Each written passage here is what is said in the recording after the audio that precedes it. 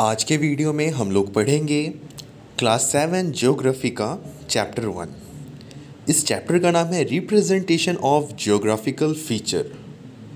तो हम लोग बहुत अच्छे से जानेंगे कि ज्योग्राफिकल फीचर किसे कहते हैं और इस चैप्टर में हमें क्या क्या पढ़ना है। ये सारी चीज़ आपको बहुत अच्छे से समझ आ जाएगी जब मैं ये चैप्टर कंप्लीट करूँगा। तो ठीक है, तो चलिए अब हम इस चैप्टर को लाइन बाय लाइन पढ़ना स्टार्ट करते हैं।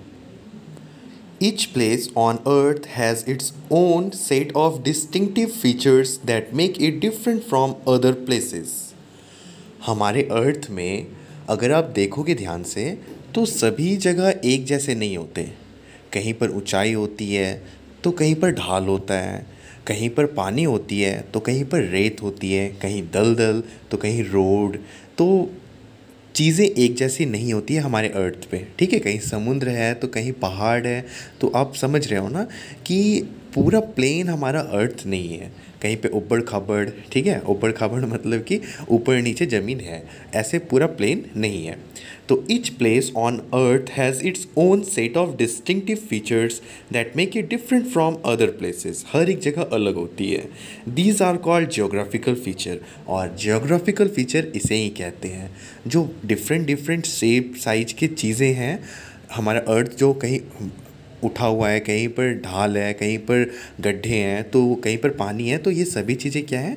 Geographical feature which are either naturally created और मैन मेड। और ये जोग्राफिकल फीचर या तो नेचुरल है, नेचुरल यानी कि भगवान जी बनाए हुए हैं, या फिर मैन मेड यानी कि इंसान बनाए हैं, ठीक है।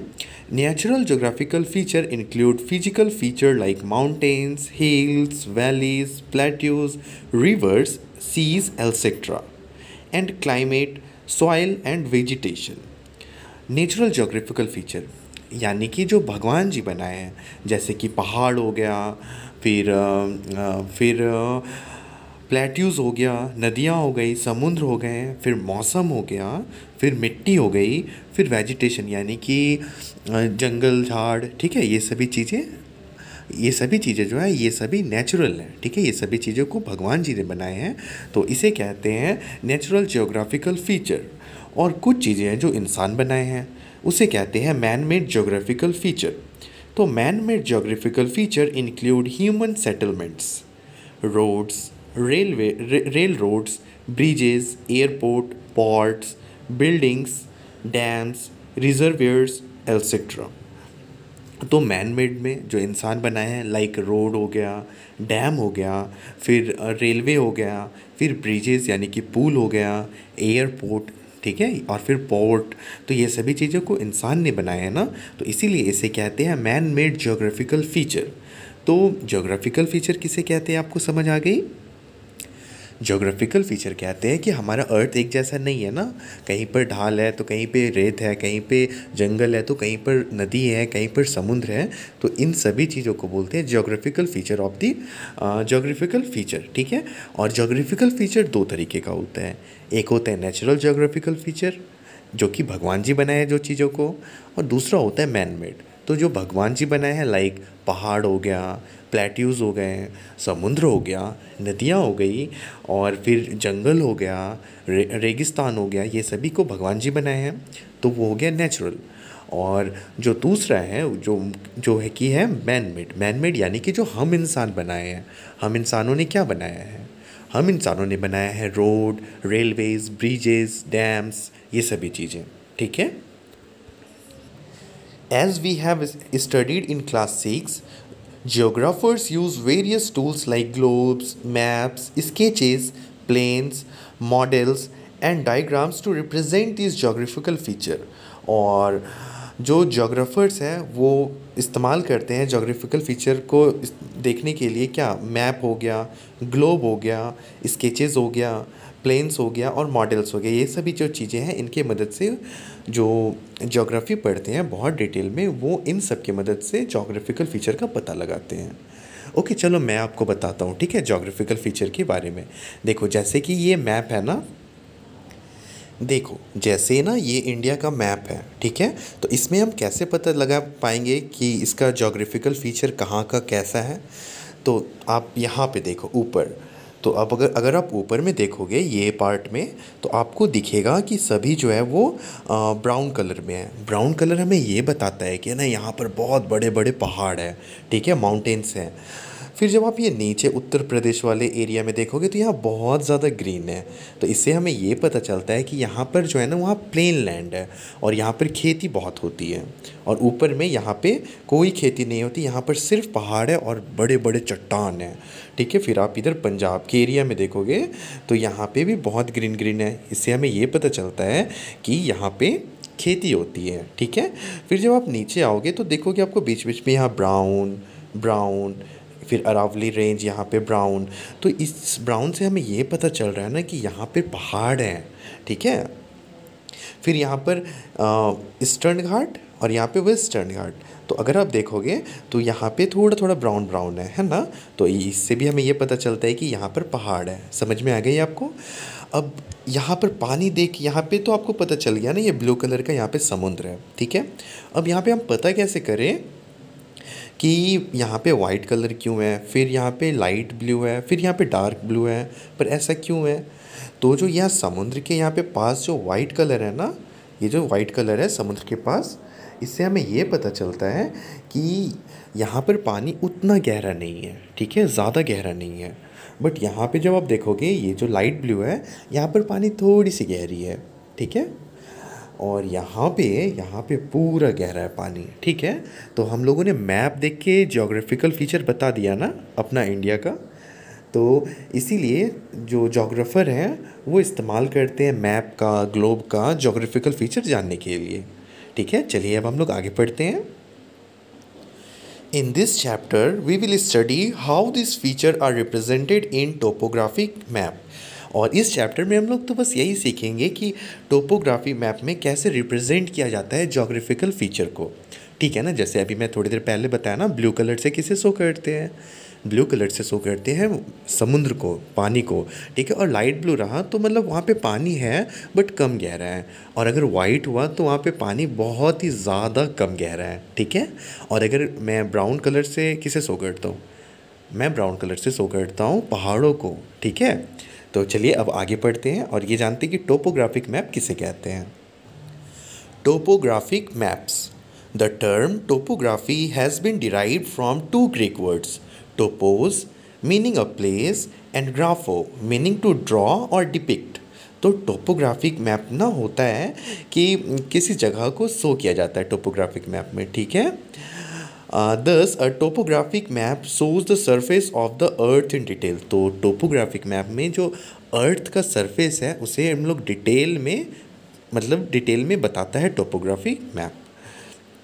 A topographic map is also known as topographical survey sheet और simply topo sheet, ठीक है। टोपोग्राफिकल मैप का और दो कौन सा नाम है? टोपोग्राफिकल सर्वे शीट या फिर टोपो sheet. Topographical map are drawn on a number of sheets where each sheet depicts the detail of only one particular part of the whole area. These sheets are joined to give a complete picture of an entire area. तो जो topographical map होता है ना, तो वो sheet में represent किया जाता है। शीट मतलब एक एक पेपर में, और एक एक पेपर का अपना फीचर होता है, ठीक है। जैसे कि ये एग्जांपल आप देखो, आप इस मैप को चेक करो, ठीक है। ये ना पूरे दुनिया का मैप है, ठीक है। और हमें जानना है कि सबसे ज़्यादा ना पॉपुलेशन किस कंट्री में है। तो आप इंडिया में देखो, इंडिया में बहुत ज़्यादा ब्लू है ना, तो इससे हमें ये पता चलता है कि इंडिया में बहुत ज़्यादा पॉपुलेशन है। और फिर अगर आप इस पार्ट में देखोगे तो ये है चाइना। तो ये जो चाइना है ना, यहाँ पे इंडिया से भी ज़्यादा पॉपुलेशन है, ठीक है। और इंडिया सेकंड नंबर पे है पॉपुलेशन में। तो टोपोग्राफिकल मैप शीट में इसलिए रिप्रेजेंट किया जाता है क्योंकि हर एक शीट का ना एक स्पेशल वो एक डेमोन्स्ट्रेट करता है एक चीज़ों को, ठीक है। जैसे कि इस मैप में वो ये रिप्रेजेंट कर रहा है कि पॉपुलेशन कौन से देश का सबसे ज़्यादा है। इसमें सिर्फ हमें एक ही इन्फॉर्मेशन मिला कि कौन से देश में कितना पॉपुलेशन है। समझ में आई? इसलिए यहाँ पे लाइन लिखा गया है, topographical maps are drawn on a number of sheet where each sheet depicts the detail of only one particular part of the whole area, ठीक है। मतलब एक पार्टिकुलर चीज़ पूरे एरिया का। तो जैसे अभी मैंने मैप दिखाया उसमें क्या रिप्रेजेंट कर रहा था पूरे एरिया का? उस मैप में रिप्रेजेंट कर रहा था ना पूरे एरिया का पॉपुलेशन, तो वैसे ही होता है topographical map. This sheet are joint to give a complete picture of an entire area. और जब इस सीट को हम लोग ज्वाइन कर लेते हैं तो किसी भी एरिया का इंटायर जो वो कंप्लीट पिक्चर देता है किसी भी एरिया का। अब आगे देखते हैं। Topographic maps are also known as ordnance survey maps, as these maps were originally drawn in Britain of the army under the direction of the surveyor general। और टोपोग्राफिकल मैप को ऑर्डिनेंस सर्वे map भी कहा जाता है क्योंकि ये सबसे पहले ओरिजिनली ड्रॉन किया गया था, मतलब सबसे पहले जो ये बनाया गया था टोपोग्राफिक मैप वो ब्रिटिश आर्मी के द्वारा बनाया गया था। This map are prepared in every country. और ये जो मैप है टोपोग्राफिकल मैप ये हर एक देश में बनाया जाता है। और in India ordnance map are published by the Survey of India Dehradun. और ऑर्डिनेंस मैप जो है इंडिया का वो रिलीज़ करता है सर्वे ऑफ इंडिया, ठीक है, जो कि देहरादून में है। They are drawn on scale of 1:50,000 and 1:25,000। ठीक है, ये स्केल क्या होता है इसके बारे में हम लोग नेक्स्ट पेज में पढ़ेंगे, ठीक है ना। तो अभी फ़िलहाल के लिए इसे मैं ज़्यादा डिटेल में नहीं एक्सप्लेन करता हूँ क्योंकि आगे हम लोग को पढ़ना है स्केल के बारे में, ठीक है। बस आप ये जान लो कि जो सर्वे ऑफ इंडिया है वो जो पब्लिश करता है मैप उसका स्केल रहता है 1:50,000 and 1:25,000। These maps are multi-purpose and they show both natural feature and man-made feature. These maps are very useful for planning, defense, tourism, etc. और इंडिया का जो है सर्वे ऑफ इंडिया जो मैप पब्लिश करता है तो वो जो है वो मैन मेड फीचर और नेचुरल फीचर दोनों को साथ में ही मतलब साथ में मिलाकर पब्लिश करता है। और ताकि जब ऐसे पब्लिश करें ना साथ में मिला के तो जो टूरिस्ट होते हैं या फिर किसी चीज़ का के लिए प्लान जो करना होता है या फिर डिफेंस के लिए, डिफेंस यानी कि अपना देश की सुरक्षा के लिए, तो वो उसे उस मैप को देखकर ये सब आसान हो जाता है, ठीक है, करना। और नीचे colours on the topographical map, तो हर एक कलर कुछ शो करता है। जैसे कि ब्लू कलर तो water bodies which are perennial. Perennial का क्या मतलब होता है, वैसा पानी जो साल भर बहता रहे, ठीक है, वैसा नदी जो हमेशा बहता रहे, लाइक गंगा जी, ठीक है, गंगा जी तो हमेशा बहते रहती है ना, तो गंगा जी। बट कुछ नदियाँ होती हैं जो कि गर्मी आने पे सूख जाती है, तो उसे हम लोग पेरेनियल रिवर नहीं कहते हैं, ठीक है। पेरेनियल रिवर वैसे रिवर को कहते हैं जो 12 मंथ्स बहता रहे। रेड कलर किसे शो किया जाता है, grid lines that is easting and northing and their number. Man made feature like road, cart tracks, building, huts etcetera, ठीक है। तो रेड लाइन को हम लोग रेड कलर जो है वो ग्रिड लाइन बनाने में इस्तेमाल आता है। और मैन मेड जो चीज़ें होती है वो रेड कलर के लाइन से शो किया जाता है। फिर आता है येलो कलर। येलो कलर का मतलब होता है कल्टीवेबल लैंड। कल्टीवेबल लैंड का मतलब होता है वैसा लैंड जहाँ पर आसानी से फसल उपजाया जा सके, ठीक है। हर जगह फसल नहीं ना उपजती, अगर आप रेगिस्तान में खेती करने जाओगे तो वहाँ पे कुछ भी आपको नहीं मिलेगा। बट अगर आप उत्तर प्रदेश या फिर पंजाब या फिर बिहार में खेती करोगे तो आपका फसल बहुत अच्छा होगा क्योंकि यहाँ पे जो है ना यहाँ पे कल्टीवेबल लैंड है। फिर brown colour, contour lines and their numbering, sand feature like sand dunes and hills. तो ब्राउन कलर से जो है वो हिल को शो किया जाता है और कंटूर लाइन को शो किया जाता है। कंटूर लाइन क्या होता है ये कभी हम लोग दूसरे वीडियो में बात करेंगे, बट इन केस अगर आपको कंटूर लाइन जानना है तो आप मुझे कमेंट सेक्शन में बताना, मैं कोशिश करूँगा बताने का, ठीक है।